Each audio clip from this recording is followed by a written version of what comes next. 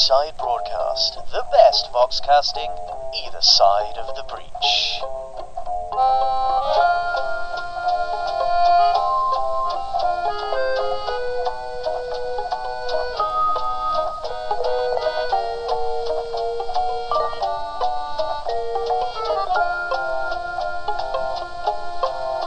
Hush, little baby, don't say a word. Mother's going to buy you a mockingbird. Hush, little baby, don't you cry. You're really starting to freak me out here. Hush, little baby. Whoa, actually, that's no normal baby. Okay, everybody, just back away, really slowly.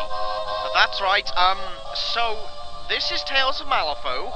I am your announcer, joined today by our special guest, the weird other baby, sitting over there in the corner.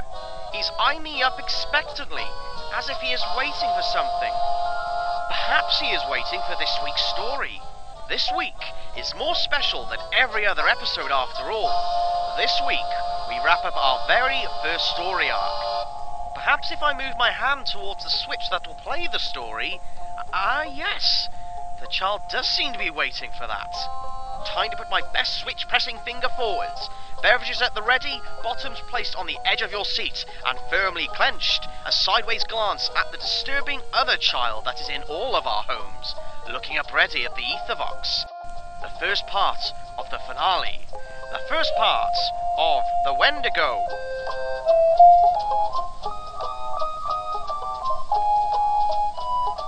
The Wendigo.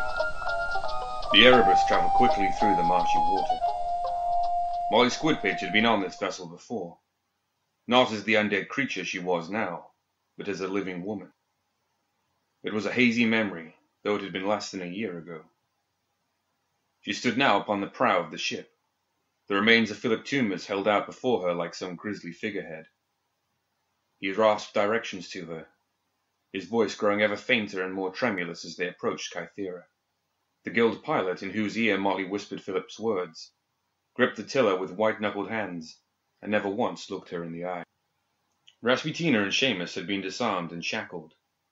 They were chained to the railing and sat against it on the steel deck of the ship. The soulstone Rasputina had received from Ramos was taken, as was the Gorgon's tear. Sonia chose not to mention the curse as she directed one of her officers to relinquish the jewel from Seamus. The marsh opened out before the steamship as the towering ruins of Kythera came into view.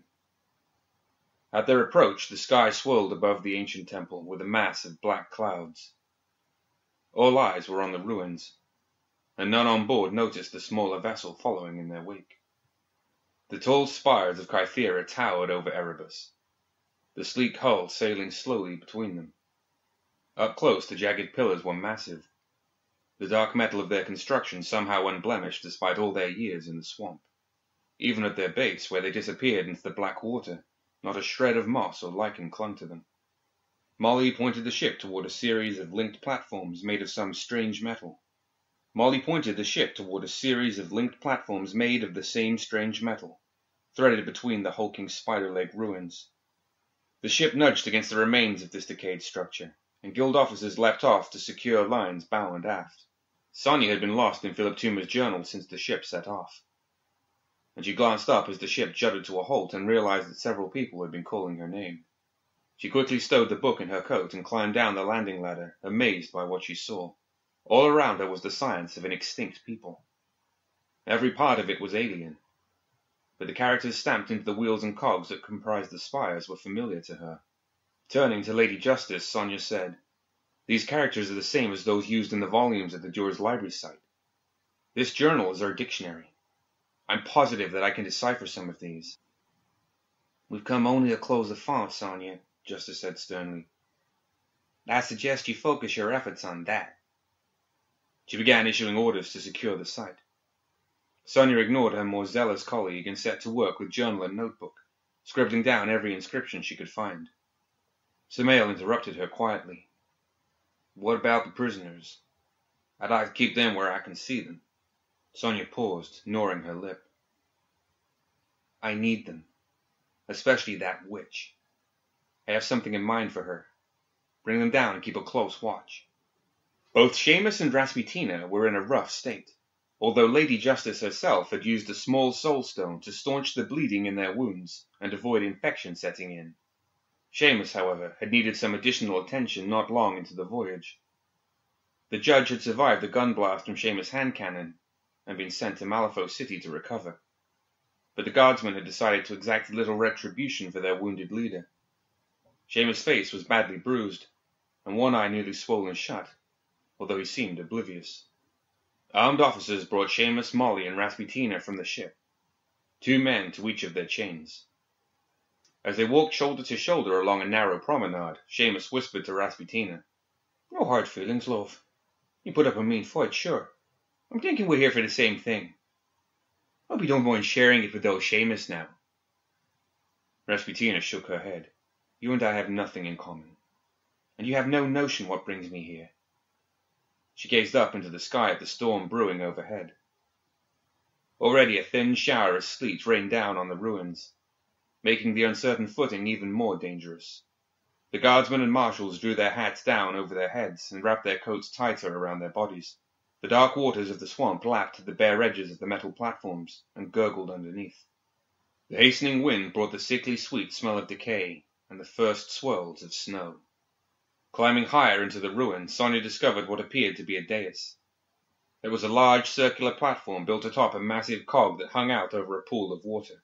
Sonia was able to recognize many of the glyphs now, and it was clear to her this location was the focal point of the ruins. She called down to Samael to bring Rasputina up alone. When Samael pushed Rasputina onto the platform, Sonia was crouched down, finishing a translation of a sequence of markings etched into the platform's surface. Standing, she gestured to the center of the ring. "Put her there." Samael complied, a little more roughly than was necessary, but Sonia was too wrapped in her work to pay much attention. Rasputina's manacles sparked and shone briefly with St. Elmo's fire as she stood at the epicenter of the ruins. But Sonia knew that the anti-magic runes in the manacles would prevent the witch from causing any trouble. She fished a charcoal pencil and a scrap of paper from her satchel, checked her notes, then wrote a few words and held it up in front of Rasputina. All around, guardsmen and marshals huddled, silently watching. None of them seemed anxious to get too close to whatever was about to happen. Only Lady Justice and Samael joined Sonia and Rasputina on the dais itself. "Read this aloud," Sonia commanded. The words Dr. Hyland spoke, as recorded by Mr. Toombs, were a sequence to open the ruins. But he never finished the sequence. I think, from what I've read here today, that we should all be quite glad of that. But the complete invocation is in the journal, and I've deciphered it in verse. This sequence should close it once and for all. She fired a look at Justice. If Mid-Squid-Pitch's testimony is to be believed, and this ruin is the source of the energy fueling the resurrectionist art, this should sever that connection. "We should be certain, Sonia," Lady Justice warned. "Certainty is an excuse for inaction." Sonia narrowed her eyes and thrust the note at Rasputina again. "Read this." "Close Kythera?" Rasputina asked, a tight smile on her face. "Whatever you say." The drizzling sleet became a sudden squall. Sonia felt the impossible surge of power a fraction of a second before Samael and Justice reacted, but it was too late. The clouds above cracked with a furious boom of thunder, and a blast of ice-cold wind drove straight down upon Rasputina and exploded out from her with the force of 1,000 shrieking tempests. The hurricane blast sent the guardsmen and marshals tumbling, knocking them off their feet. Many of them landed in the water, their shouts and cries joining the howling swirl of wind above them. Rasputina, standing at the center of this vortex, was completely undisturbed. The ferocious wind and driving sleet continued to batter down against everyone else. Sonia was driven against the edge of the platform as she struggled to draw her sword, momentarily powerless. Rasputina touched her fingers against the cuffs that bound her wrists, and a bitter frost spread across the iron shackles. Knocking them together, they shattered into fragments. She looked at Sonia with unbridled hatred. "You think your pitiful runes can stop him? Here, in the place of his final triumph?" Her hands free, she threw her arms above her, reaching out to the swirling storm above. Looking into the sky, Rasputina called out, her voice ringing above the wind. "December! Remember your promise! Till Grand Kythera fell!" At those words, the ruin shuddered, groaned, and moved. Those guardsmen and marshals who'd not been pitched into the frigid water were knocked off their feet by the quaking of the structure. Below the dais, Seamus fought against his manacles, raging spittle flying from his bruised lips as the ancient gears turned and the towering limbs of the Kythera machine edged closer and closer in the grey sky. "No!" he cried as his guards wrestled him to the deck. "Why do you want to close it, you mad witch, or I'll tear your heart out!" Seamus spoke. "Tir gran Kythera Dow, Kythera Haya Dow." Behind Rasputina, a nest of writhing, inky tendrils formed from the bitter air. The wind that had been blasting outward now turned inwards, the force of the gales concentrating on a single point, and at its heart the body, limbs, and head of the tyrant entity known as December took shape. It was a giant, twice as tall as a man, covered in thick white hair that moved of its own accord to form momentary glyphs and strange runes. Its arms stretched all the way to its hoofed feet, claws of twisted horn scoring gouges through the ice and iron beneath. A great toothy maw opened in its blunt, bullet-shaped head, and December bellowed a thunderous roar of triumph. "The breach is closed. The shackles of death have been cut. I live again."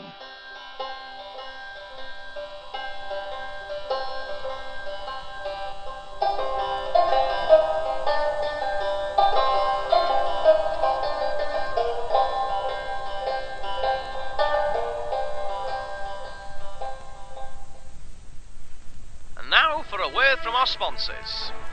Are you repulsed by having unsightly scrap cluttering up your property? Bring it on down to Ramos's scrapyard, and we can turn your scrap into scrip. Under pressure and can't load it up yourself? No problem. Give us a shout on the box, and we will send over some of our hand-picked men from the MNSU to pick it up and pay you on the spot. Remember, don't let that scrap rot away. Turn it into scrip today by contacting Ramos's scrapyard located just off downtown Malifaux in the industrial zone. Member of Miners and Steamfitters Union, local chapter number 1. Quick, whilst the other child is calmed by the thought of cut-price scrap. Part 2 of The Wendigo.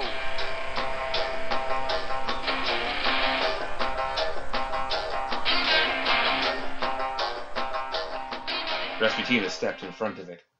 "December! We made a pact. Remember your oath to me!" Throwing its arms wide, the inky black tendrils that wound about the creature were cast off. "Have you any idea how it feels to hunger for so long, but to be nothing but a spirit? You can live on dreams, but a god cannot." With surprising speed, it leapt off the dais and onto a walkway. It scooped up a screaming guild officer in both hands, forced its head inside his mouth, and stripped the flesh from his skull with its razor-sharp teeth. The man, somehow still alive, kept on screaming until December snapped his spine and tore his belly open, holding the body above its head and devouring the man's innards. Panic spread like wildfire, and many guardsmen turned and ran, but the rest and the marshals were made of sterner stuff. Weapons were drawn and a hail of bullets flew at the huge creature. Rasputina ducked aside to find shelter from the gunfire, but the weapons seemed to have no effect on the monster. It leapt and struck again and again, its huge claws rending the officers' bodies in gleeful carnage. From nowhere, Sonia appeared to lunge at the creature, burying her blade in its belly. December paused in its gluttony, a terrible smile forming on its face. "Nothing in this world can harm me." The monster pulled the blade from its chest before batting Sonia aside with a sweep of its hand, sending her toppling into the water. Just as Sonia's head emerged, it blew a breath of bitter air at her, freezing the water with a snap and trapping her. It hurled Sonia's sword, embedding it deep in the ice. Lady Justice's greatsword was already sweeping soundlessly through the air, aiming for December's neck, but once again the huge creature had a lightning speed that belied its size. Turning almost lazily, it caught the blade edge-on in one hand, and then smashed Justice to the deck with the other. December howled in joy. "These are your heroes. This world and the world of men will know a new age, an age of eternal winter. Your heroes will be consumed, and their strength will be added unto mine." "You can start with me." On the dais a woman stood, her long red cape flapping in the wind. Her sword was held out to the side, and one outstretched hand beckoned December in the most insolent of challenges. The spires of Kythera had ceased moving now, and they leaned in steeply to enclose the dais. But December still reached it with a single leap, twisting to pass through the spires. When its hooves slammed down, the woman had gone. "Or me," It was the same woman, standing on a walkway at the side of one of the spires. But she was not exactly the same. Her clothes and boots were different, and she was carrying a pair of swords. December growled in frustration and hurled the upper torso of a mutilated guild officer at her. But the doppelganger spun out of sight behind the spire, only to reappear at the other side, behind December. She leapt onto the dais, katanas flashing in the grey light. As quick as December was, she matched it step for step, dancing around the creature, dashing in to slash 1-2 and springing back again out of reach. But as much as she was enraging December, her strikes were having no effect. December advanced, driving her back. But she circled around the dais and started again. December ceased his growling, fell silent, and waited for his moment. He feinted one way, dashed another, brought her sword sweeping about, and the tyrant grabbed her around the waist, his giant horned claws easily encircling her. It brought her up to its reeking, gore-filled maw. How I have longed to taste the blood of your kind again. These fools know nothing. But why did you even try and fight me? Nothing in this world can harm me. The doppelganger gasped as December tightened his grasp. But there is much that is new in this world, December. My people have been plotting your death for centuries. Victoria, leaping from a high walkway, fell silently on December from above. The Masamune pointed straight down like an arrow from heaven.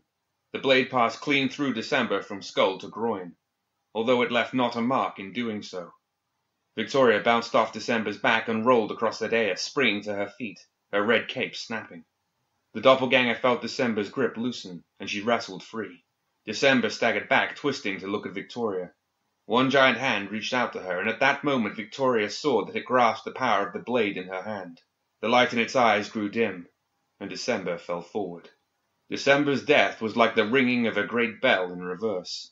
A deep blow sound that reverberated in Victoria's chest began to build higher and louder, reaching a crescendo that had every man and woman at Kythera falling to their knees and clutching their ears to drown it out.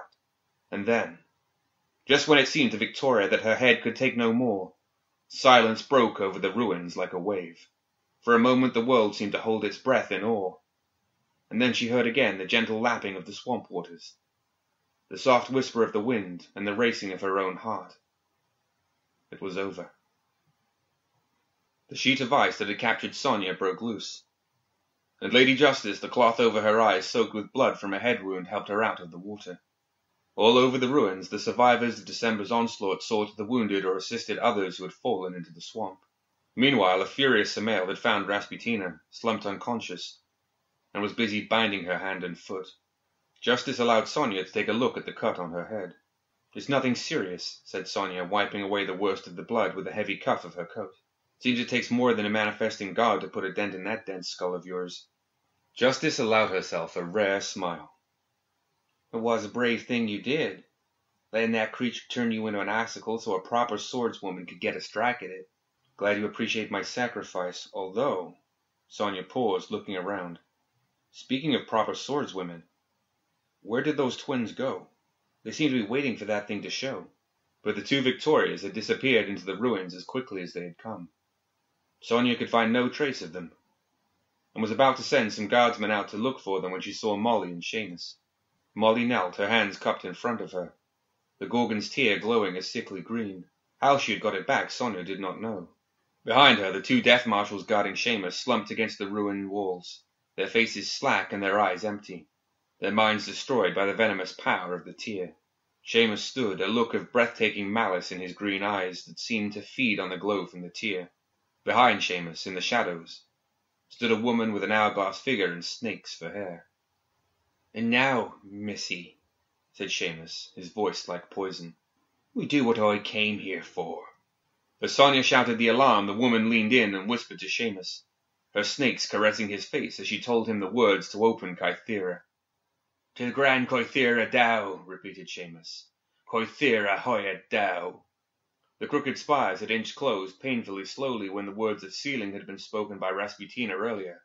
But now the cogs screamed with glee as the spires flung themselves apart, as if eager to fulfill their true function. Seamus gave a savage scream of joy. Lady Justice and her death marshals arrived at Sonia's side, weapons drawn. But the violent quaking of the ruin quickly had them all clinging onto the superstructure for support. The massive cog under the dais turned with a sound like the world's ending, and as it turned, the water beneath turned too, spiraling into a vortex that spun faster and faster. "What happens when Kythera opens?" Justice shouted. "I don't know for sure," Sonia yelled back, but she had translated enough of the glyphs to have a rough idea. "Best case, death itself." Seamus staggered to the edge of the platform, somehow avoiding being pitched into the churning waters, and gazed into the maelstrom. He held on tight to the rail, his eyes wild with anticipation. "It's coming, Molly," he hollered. "You've got to come and see this. It's beautiful." The sky darkened. From deep within the vortex, an inky black tentacle shot out. It was similar in size to the ones that had been wrapped around the spirit form of December before it had manifested and sloughed them off. But this was much larger. It tethered itself to one of the ruined spires overhead. The tentacle contracted, thickening as if it were drawing up some immense bulk still hidden beneath the water. Another black tendril shot upward, drenching the people still clinging on for life. This one was forked in the middle, and lashed around 2 different spires. A third tentacle sprung forth, and together they tightened, hauling up a great weight. Justice worked her way over to Sonia as the ruins threatened to disintegrate around them. "It's big," she said. "Think we can handle it?" Sonia shook her head. "That maelstrom is linking this world to another, but the dimensions are all warped inside. According to what I read, anything coming through it will revert to its true size once it's all the way out. And how big is that? About 100 times as large as it looks now." For Seamus, this was ecstasy. For years he'd been convinced of the existence of a dark tutor, the grave spirit who taught the art of necromancy to old Malifaux through dream and inspiration. However powerful the grave spirit was, it was but an echo of the true power of death it represented. This entity, hauling its way into Malifaux, was the ultimate source and primal cause of all death, in this world or any of them. And it was intelligent. Intelligent beyond any mortal's comprehension. This timeless being had engineered this gateway through visions and instructions to a people now long dead. Its patience knew no bounds, and after an eternity, it had arrived to claim another world. He was certain he was watching the beginning of the end of this world, and the weight of that realization filled him with maddened bliss. "This is it! This is the end!" Seamus cackled with insane glee. "What a spectacle! This is a first-class circus, Marley O'Girl!" An earth-splitting blast shook the ruins. Chunks of stone and red-hot scraps of metal rained down like hailstones. But it took Sonia a moment to realize it had not come from the maelstrom. She looked wildly around for whatever new dark apocalypse was upon them. And then she looked up. Standing astride the giant ruin was an immense machine that blotted out the sky. Its polished shell and straight, unembellished parts marked it as a creation of this age, a machine of man. It had a segmented hull and towering articulated legs that dwarfed the pillars of Kythera. Seething clouds of black smoke from unseen chimneys along its spine were lit red by the fires beneath, making the machine look as if it walked through hell itself. On the underside of the hull, row upon row of turrets spun. It brought to bear its guns, and another volley of cannons fired upon the black horror at the heart of the ruins. The Leviathan was a god born of this age. Where the gods of old Malifaux had fallen, this god of steel stood. The cannons fired again, the explosive rounds demolishing the dark temple. The great amorphous force of death stood untouched against the onslaught, but the damage to Kythera was too great, and the maelstrom began to collapse inward. The nameless horror made one last effort to haul itself clear of the breach, and the weakened pillars of Kythera finally gave way in a thunderous shearing of gears and rending of metal. The black tentacles whipped back through the collapsing vortex, trailing wreckage in their wake, and then it closed forever. The final shattered ruins of Kythera slipping beneath the dark waters.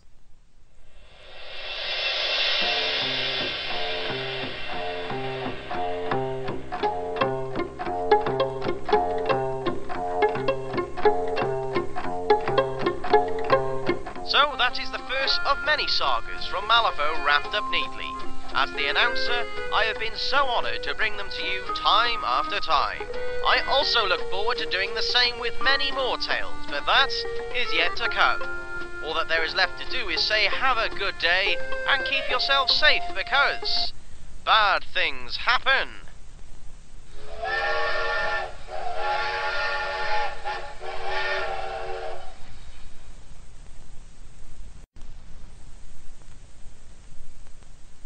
Epilogue. Far away from the destruction at Kythera, 3 women gathered around a bubbling cauldron in a hut deep in the bayou woods. One was very young, barely more than a girl.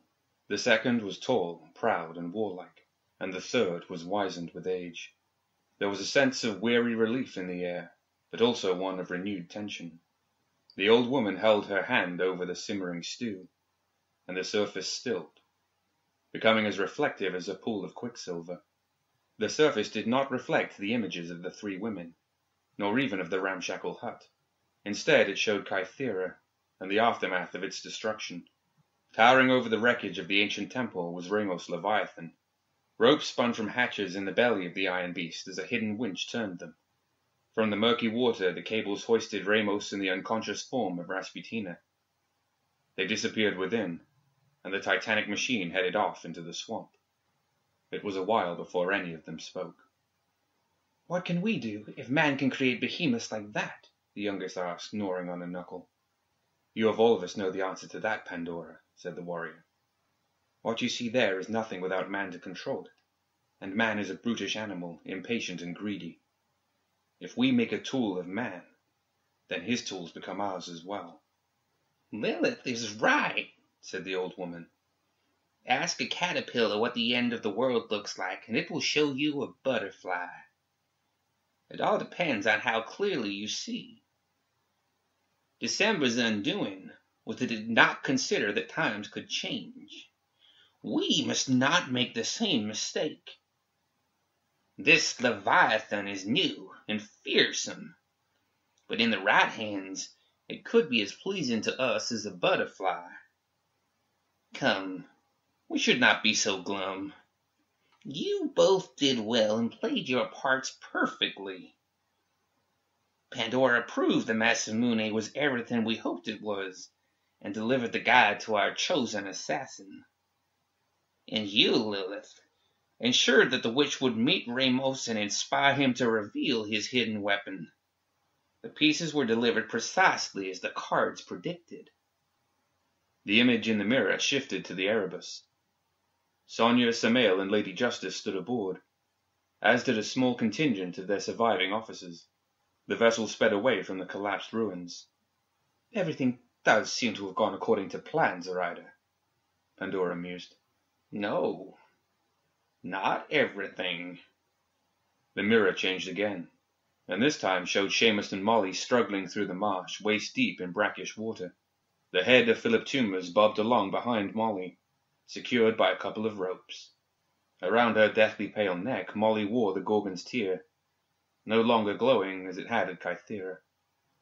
"A specter has managed to evade our notice all these long years," Zoraida said, pointing at the gemstone. "She has proven herself a most dangerous player. Her interest seems to lie not in returning to life, but in sowing destruction. Without Ramos Titan, she would have succeeded." Lilith reached out and touched her fingertip against the glassy pool. The image rippled, and the view shifted, showing the canoe shared by Alice, Victoria, and her doppelganger. The corpse of December lay across the middle of the small canoe. "Our schemes against this new entity will be hindered by this woman. The reading you gave her, Zoraida, was proof she would decipher our designs. She will realize she's been manipulated." "All these things we will address in good time," said Zoraida. "Remember that patience won us this victory. The cannibal is slain. His spirit is destroyed. The vortex at Kythera, opened so long ago, is now closed at last. Let us wait and see if the cancer will recede now that it is destroyed. And in the meantime, let us watch these creatures in their machinations, and learn how to best use them." The 3 women rose as one. As they left, the fire beneath the cauldron blew out. The liquid inside cooled, and the quicksilver surface stilled.